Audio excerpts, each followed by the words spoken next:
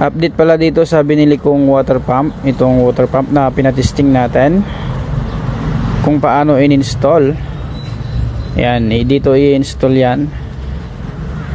Hintay lang natin yung tubero dito. Ito naman yung pangalawa na binili ko. 1 week lang na nagamit, hindi na mag-pump. Bali 20 microfarad ito. Ang na-reading na lang natin is 15 UF. So trinay natin nagparallel para maging 20, ganun pa rin, kaya binaklas ko ito. I-check natin kung may nabungi, kung bakit ayaw mag-pump. Yan yung kapasitor na pinarallel ko. Yan, tatry natin kung kaya pang i-repair. Chinik natin, wala namang nagbara o nabungi, no? Ayan, no? So mahina na talaga yung kanyang pump. Kahit minanual na natin na i-testing, wala talaga. As in, hindi na nga mag-pump eh. Sinubukan nating i-repair. So sira na talaga itong motor. Maandar siya pero hindi siya nagpa-pump. Mahina mag. Ito na pala yung binili ko. Ipatesting natin to bago natin bilhin.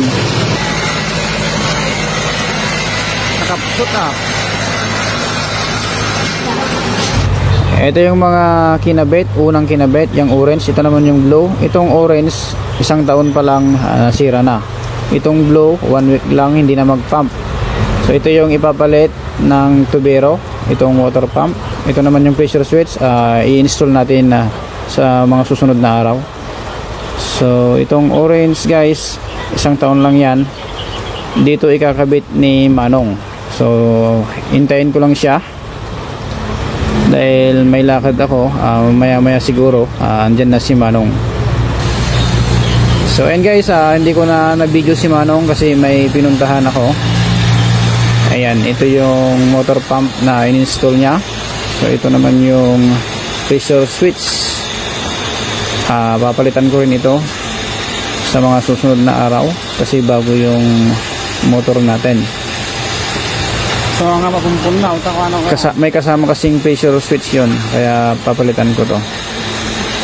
Ayan, hintayin natin kung anong PSI bago mag cut off.